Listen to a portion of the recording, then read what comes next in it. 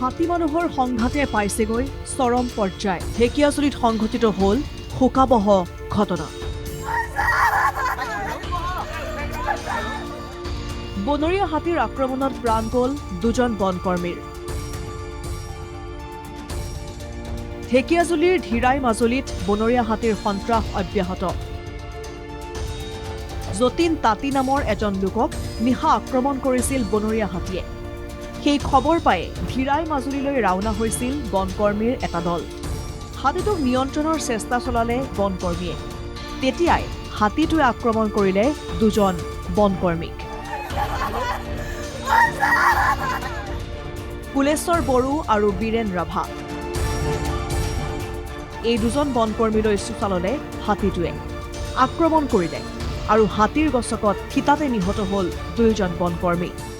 আমাৰ দুখৰ বিষয় যে দুজন বন কৰ্মচাৰী, দুজন বন কৰ্মচাৰী শোণিতপুৰ জিলাত আজি বহু বছৰ ধৰি এখন বেৰা হৈ আছিল। তেওঁলোকে হাতী আৰু মানুহৰ সংঘাত ৰোধ কৰাৰ ক্ষেত্ৰত আমাৰ এই তেওঁলোকে অতি পৰিশ্ৰমে, যাৰ কাৰণে তেওঁলোকক আমাৰ বন বিভাগৰ পৰা বহুবাৰ ধৰি তেওঁলোকক এৱাৰ্ড দিয়া হৈছিল।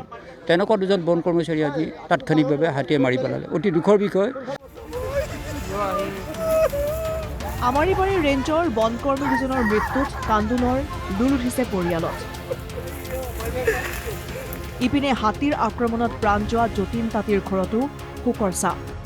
দৰিদ্ৰ পৰিয়ালটো বহু কষ্ট কৰি পোহপাল দিছিল যতীন তাঁতীয়ে। ঘটনাস্থলীত উপস্থিত হৈছেগৈ বন বিভাগৰ উচ্চ পৰ্যায়ৰ বিষয়া। এইটো সিচুৱেশ্যন কেনেকৈ আছে, হাতী ক'ত আছে, এইটো আমি চাৰ্ভে কৰিব লাগিব। আমি ইমিডিয়েট ষ্টেপটো কি আছে, চিভিলিয়ানৰ ভিক্টিমৰ ঘৰত ইমিডিয়েট হেল্প কি লাগিব আমি ইমিডিয়েটলি দিম।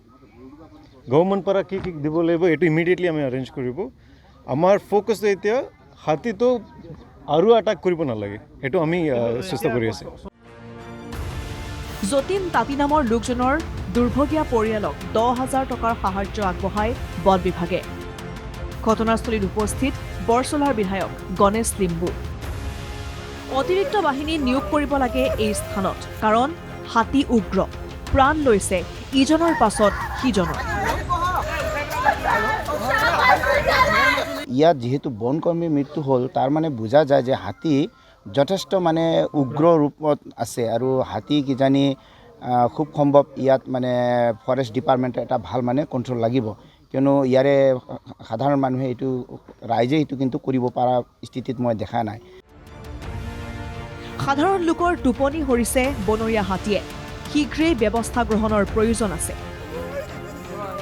ঢেকিয়াজুলিৰ পৰা ভাস্কৰ জ্যোতি লহকৰৰ ৰিপৰ্ট NKTV+।